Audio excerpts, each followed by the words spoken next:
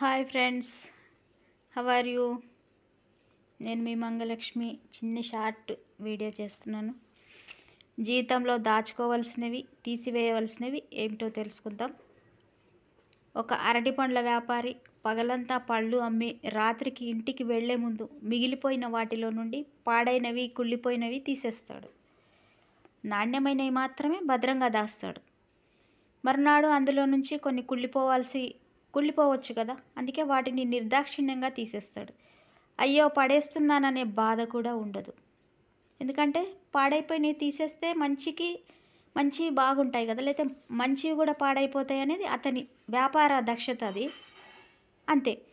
వాటిపై మమకారం ఉండి పాడైనవి తీసేయకపోతే మంచి కంటే చెడు ఎక్కువ జరుగుతుంది కదా, అందుకని అతని జాగ్రత్త. మనమేం చేస్తున్నాం మరి? జీవితానుభవాలు కూడా అంతే కదా.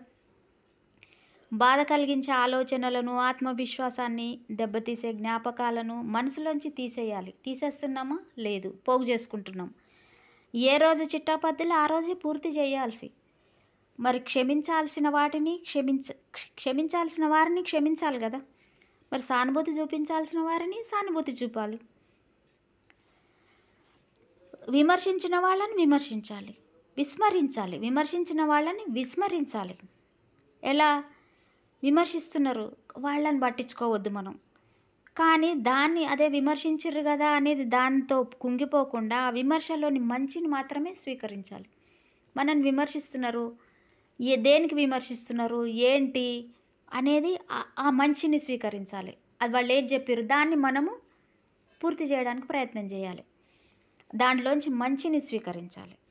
ప్రశంసించిన వాళ్ళని ప్రశంసించాలి. మనల్ని అప్రిషియేట్ చేస్తున్నారు, ఓకే, ప్రశంసించాలి వాళ్ళని. కానీ ప్రశంసలకు లొంగిపోవద్దు. లొంగిపోతే అక్కడేంది, ఈగో మొదలైపోతుంది. మంచి అనుభూతులను, చక్కని జ్ఞాపకాలను మాత్రమే మరుసటి రోజు ఖాతాలోకి బదిలీ చేసుకోవాలి. చెత్త వెళ్ళిపోయాక బుర్రలో బోలెడంత ఖాళీ ఏర్పడుతుంది.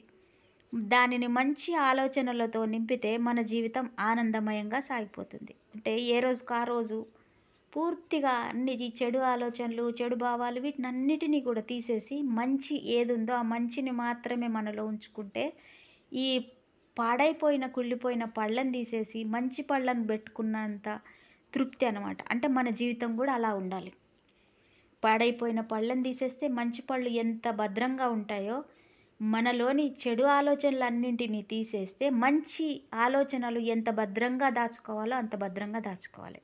అప్పుడు మన జీవితం ఏమవుతుంది, ఆనందమయంగా సాగిపోతుంది. Thank you friends, thank you very much.